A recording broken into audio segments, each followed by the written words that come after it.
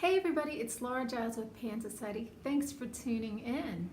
What I'm talking about today is cultural appropriation.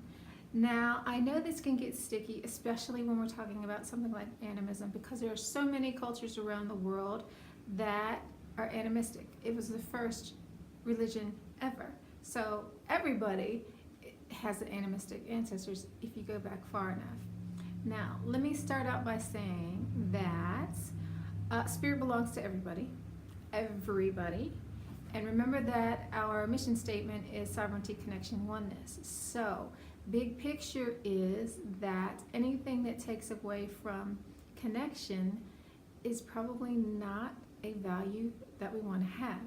Yet, at the same time, there are cultural traditions, and it is worth respecting those. So, we have to think about where are our boundaries, and it's up to you to make your own. Because another thing that we talk about is no dogma, personal experience.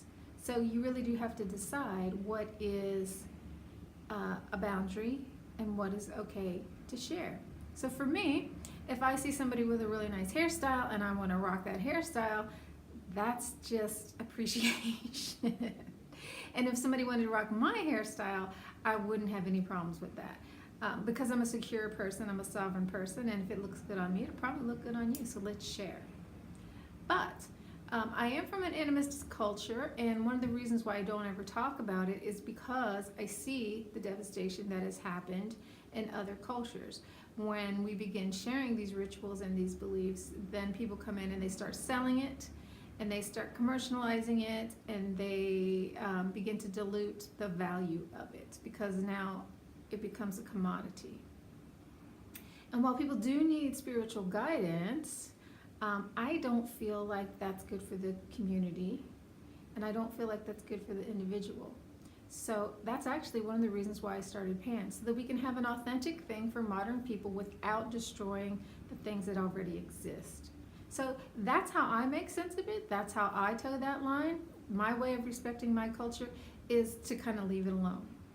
Because I'm actually not 100%. So this particular one I'm talking about is on my mom's side. And there are things that I don't know because I didn't grow up in that. And so I can misinterpret stuff and pass it along as authentic when it's really not. And the way that I learned that was through experience. So what happened was I visited a culture that, a different indigenous culture, which is good, because you got to get outside your own box to see stuff. So I visited this other indigenous culture and saw oh my God, what it's like to live in a community of people who are animists. Totally eye-opening experience, because even though I am animist, I grew up here in the West. So it was really only in my household, not in the community. That's another reason why I don't feel qualified to tell people about what does my people do, because I'm tainted. I'm tainted by my culture. So think about that. Think about what you bring to something. Think about how you might misinterpret. If you want to love something and participate in something, do. It's here for everybody. But you might think about taking it outside of yourself. It's enough for you to have your experience. You might think about selling it.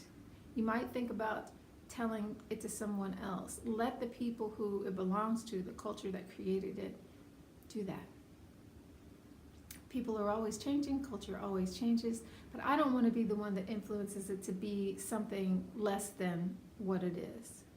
So I'm very careful with that. You can decide what your boundaries are. I think it's a really important topic. If you have questions, if you have experiences, if you have feelings about it, let's talk. Write something in your comment, because this is the way that we can all grow. I know there's a lot of people who are out there judging and saying this and that and being offended. That's kind of separating.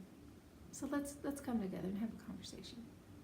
Let me know what you're thinking about this topic. I'd love to know. And see you next time. Bye-bye.